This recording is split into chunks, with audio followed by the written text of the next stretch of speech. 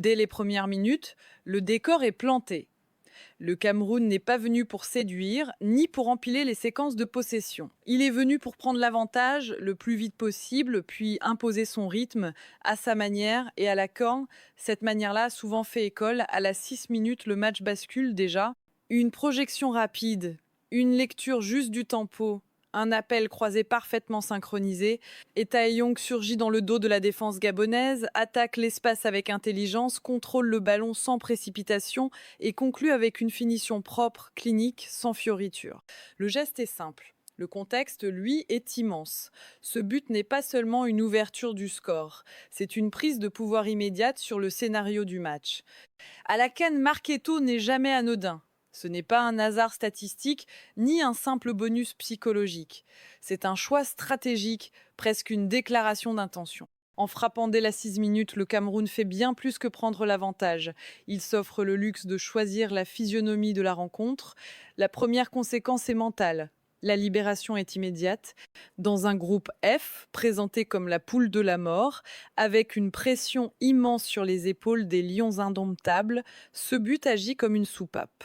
Le Cameroun, englué depuis des mois dans les doutes, les crises institutionnelles, les interrogations sur son projet de jeu et même sur son avenir à moyen terme, trouve là un point d'ancrage. Le score n'est plus une menace, il devient un allié. Ce but précoce libère les joueurs dans leur tête, mais il resserre aussi leur discipline collective. À partir de cet instant, chaque course, chaque repli, chaque duel prend un sens clair. Il ne s'agit plus de forcer, mais de protéger. Il ne s'agit plus d'imposer, mais de contrôler. Pour le Gabon, l'effet est inverse. Ce but agit comme un déclencheur d'urgence. Une équipe qui aurait peu, être aimée, observée, temporisée, installer son jeu, se retrouve contrainte de se découvrir.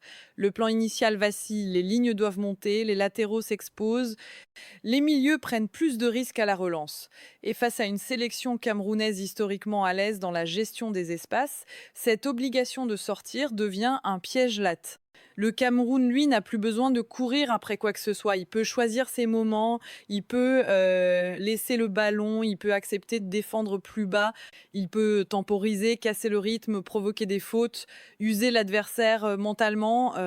C'est une posture que les Lions indomptables connaissent par cœur. Une posture inconfortable pour l'adversaire, mais familière pour eux. Ce qui rend cette entame encore plus significative, c'est le contraste avec le contexte entourant le Cameroun avant ce match. Les semaines précédentes ont été marquées par les critiques, les doutes, les interrogations sur la cohérence du projet sportif, sur l'état de l'effectif, sur la capacité de cette équipe à rivaliser avec les meilleures nations du continent. Beaucoup voyaient ce premier match comme un test de vérité. Et le Cameroun répond non pas par un festival offensif, mais par une efficacité froide. Il y a dans cette entame une forme de maturité stratégique. Le Cameroun ne cherche pas à dominer longtemps, il ne cherche pas à asphyxier l'adversaire pendant 90 minutes. Il cherche à prendre l'avantage puis à gérer les équilibres. À la CAN, cette approche est souvent plus payante que les démonstrations de force, parce que les matchs sont serrés, parce que les organismes souffrent, parce que les erreurs se paient cash. Ce but à la 6 minutes permet aussi au Cameroun de s'installer dans un confort tactique. Les lignes se resserrent, le bloc devient compact. Les distances entre les joueurs sont maîtrisées, les transitions sont préparées mais jamais forcées. Chaque récupération est suivie d'une lecture lucide. Faut-il accélérer ou temporiser? Faut-il projeter ou sécuriser? Le score donne la réponse à chaque instant. À ce moment-là du match, on comprend que le Cameroun n'est pas là pour répondre aux attentes extérieures, il est là pour survivre et avancer. Et dans un groupe aussi relevé, cette capacité à marquer tôt et à verrouiller ensuite est une arme redoutable. La lecture canalise est limpide, le Cameroun ne cherche pas à dominer longtemps. Il cherche à imposer son scénario. Il ne cherche pas à séduire, il cherche à contrôler les émotions, les siennes comme celles de l'adversaire. Et ce but précoce est la clé de voûte de cette stratégie. À la CAN, marquer tôt, ce n'est pas attaquer, c'est prendre le contrôle du scénario. Chapitre 2, maîtrise sans briller, un Cameroun pragmatique, un Gabon stérile, Une fois l'avantage acquis, le match entre dans sa phase la plus révélatrice, celle où l'on distingue les équipes capables de gérer un score de celles qui se contentent de le subir. Et dans cette phase-là, le Cameroun montre un visage profondément pragmatique, presque scolaire, mais redoutablement efficace. Le bloc camerounais se met en place avec une discipline notable. Les lignes sont compactes, les distances sont courtes, les milieux coulissent avec rigueur, les défenseurs ne sortent jamais sans couverture.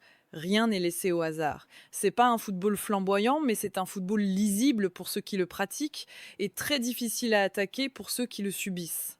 En seconde période notamment, le Cameroun assume un recul plus marqué. Ce choix n'est pas un aveu de faiblesse, c'est une décision stratégique. En laissant le ballon au Gabon, les Lions indomptables savent qu'ils limitent les risques. Ils savent aussi que leur adversaire aura du mal à désorganiser un bloc bas bien structuré, surtout sans véritable créativité entre les lignes. Le Gabon, de son côté, affiche une possession plus importante. Les Panthères font circuler le ballon, elles cherchent les côtés, elles tentent de provoquer. Mais cette possession reste largement stérile. Elle manque de profondeur, elle manque de rupture, elle manque surtout d'idées claires pour déséquilibrer un bloc aussi discipliné. Le problème du Gabon n'est pas tant la volonté que la capacité à créer des décalages. Les transmissions sont souvent latérales, les appels sont rares ou mal synchronisés. Les joueurs entre les lignes peinent à se retourner et face à une défense camerounaise bien en place, chaque hésitation devient un avantage pour l'adversaire. Le cas Pierre-Emerick Aubameyang illustre parfaitement cette difficulté.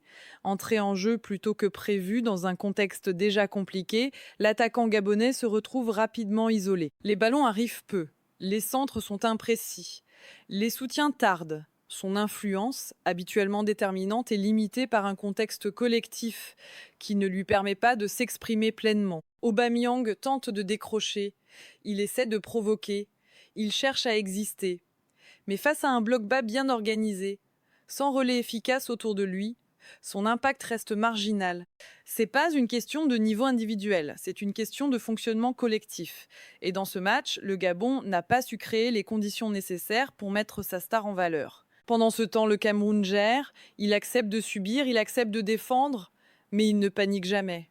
Chaque centre est attaqué, chaque second ballon est disputé, chaque duel est engagé avec sérieux, et lorsque le Gabon parvient enfin à créer un semblant de danger, il se heurte à un dernier rempart solide. Le rôle de Davis Epassi est déterminant. Sans multiplier les arrêts spectaculaires, le gardien camerounais se montre irréprochable dans les moments clés. Ses sorties aériennes sont rassurantes. Son placement est juste. Ses interventions dans le money time sont décisives. Il donne confiance à sa défense, il calme les temps faibles, il rappelle, par sa présence, que le Cameroun peut compter sur un gardien fiable quand la pression monte. Ce type de performance est souvent sous-estimé, mais à la CAN, elle est essentielle. Les tournois se gagnent rarement avec des gardiens flamboyants. Ils se gagnent avec des gardiens solides, constants, capables de faire l'arrêt qu'il faut au moment qu'il faut. La lecture canalise est sans détour. Le Cameroun accepte de subir parce qu'il sait que le Gabon n'a pas les outils pour le punir. Il accepte de reculer parce qu'il maîtrise les fondamentaux défensifs. Il accepte de laisser le ballon parce qu'il contrôle les zones dangereuses. A l'inverse, le Gabon illustre une réalité cruelle du football africain en tournoi. La possession n'est rien sans tranchant. Les intentions ne suffisent pas sans mécanisme.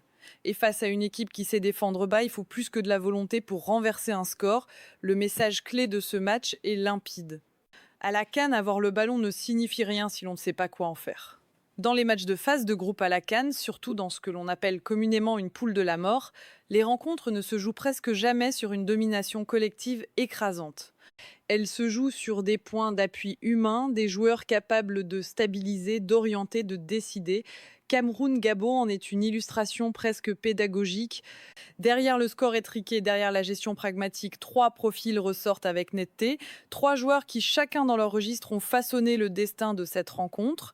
Le premier d'entre eux, sans surprise, est Bryan Mbeumo. Son match ne se résume pas à une action décisive ou à une statistique flatteuse. Il se lie dans la continuité de son influence. Dès les premières minutes, Mbeumo impose un tempo. Il est partout où le Cameroun a besoin de respirer. Il décroche pour offrir une solution. Il se projette pour étirer le bloc adverse. Il temporise quand il faut calmer le jeu. Il accélère quand une brèche apparaît. Ce qui frappe chez lui, c'est sa capacité à fixer plusieurs défenseurs sans jamais se précipiter. À chaque prise de balle, il oblige le Gabon à coulisser, à se réorganiser, à reculer de quelques mètres. Même lorsqu'il ne déborde pas, même lorsqu'il ne frappe pas, il déséquilibre. Il est un point d'ancrage permanent. Dans un match où le Cameroun accepte de subir, ce type de joueur est vital. Il permet de sortir du pressing, il permet de gagner des fautes, il permet surtout de faire remonter le bloc sans s'exposer. Mbeumo incarne parfaitement ce que la CAN valorise tant, l'utilité avant le spectaculaire. Il ne cherche pas à briller pour lui-même, il cherche à rendre le match plus simple pour son équipe. Et dans une rencontre tendue où chaque ballon perdu peut devenir une transition dangereuse, cette intelligence de gestion est une arme redoutable. À ses côtés, le deuxième homme fort est celui qui a inscrit le but, mais dont l'impact dépasse largement cette seule action. Et Taeyong n'a pas multiplié les occasions, il n'a pas touché 50 ballons, mais il a été chirurgical. Son appel croisé à la 6 minutes est un modèle de lecture du jeu. Il attaque l'espace au bon moment, sans hors-jeu, sans précipitation. Sa finition est propre, calme, presque froide. Dans un match de cette intensité, ce sang-froid est déjà une performance en soi. Mais l'impact d'Eyong est aussi psychologique. Son but change immédiatement le rapport de force. Il installe le Cameroun dans un confort stratégique. Il oblige le Gabon à courir après le score. Il donne confiance à ses coéquipiers, notamment aux défenseurs, qui savent désormais qu'ils peuvent défendre un avantage. À la CAN, un but précoce est souvent plus qu'un avantage comptable.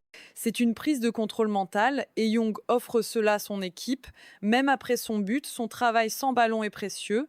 Il presse intelligemment, il coupe les lignes de passe, il gêne les relances adverses sans se disperser. Il accepte de sortir du jeu quand le plan l'exige. Là encore, on est loin du buteur obsédé par ses statistiques.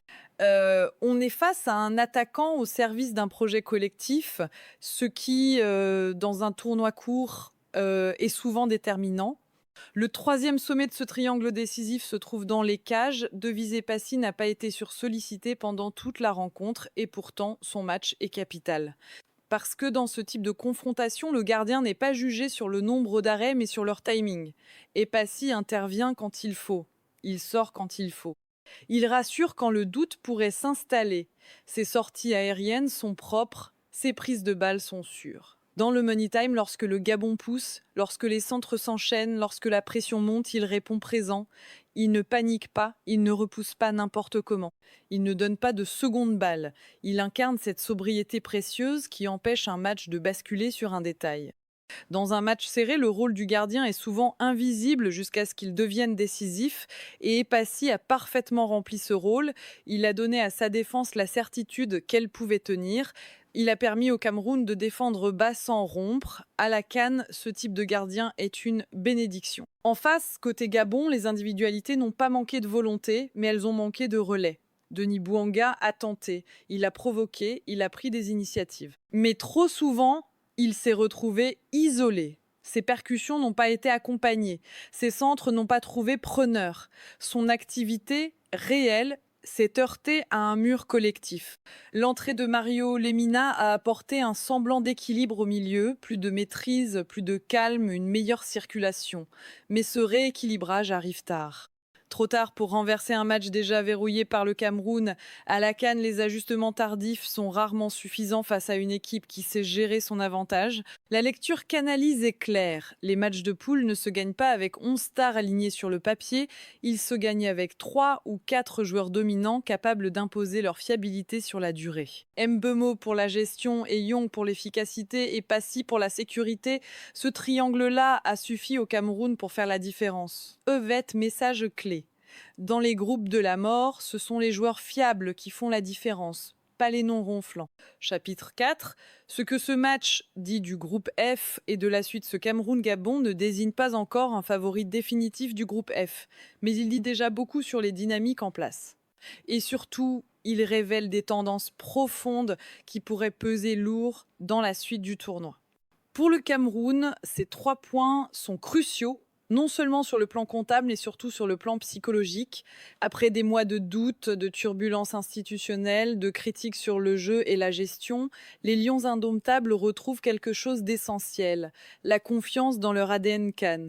Ils n'ont pas brillé, ils n'ont pas écrasé leur adversaire, mais ils ont gagné. Et ils ont gagné comme le Cameroun sait le faire depuis des décennies, en frappant au bon moment, puis en résistant.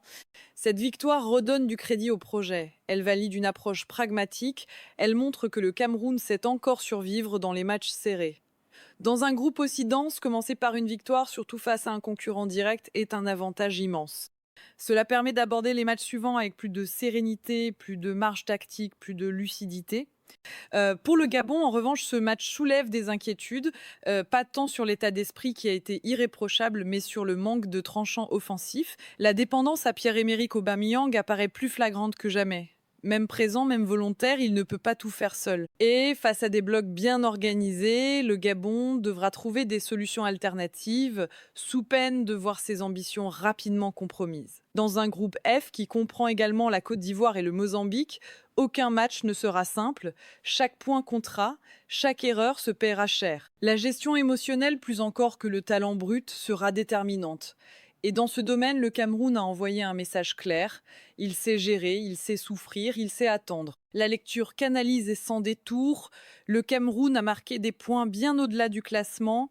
Il a montré qu'il maîtrisait les codes de ce type de tournoi. Le Gabon, lui, est déjà sous pression. Il devra réagir vite, ajuster, corriger, sous peine de se retrouver en difficulté dans une poule où la moindre défaillance se paye cash. À l'inverse, le Gabon illustre une réalité cruelle du football africain en tournoi.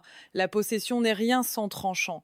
Les intentions ne suffisent pas sans mécanisme. Et face à une équipe qui sait défendre bas, il faut plus que de la volonté pour renverser un score. Le message clé de ce match est limpide. À la CAN, avoir le ballon ne signifie rien si l'on ne sait pas quoi en faire.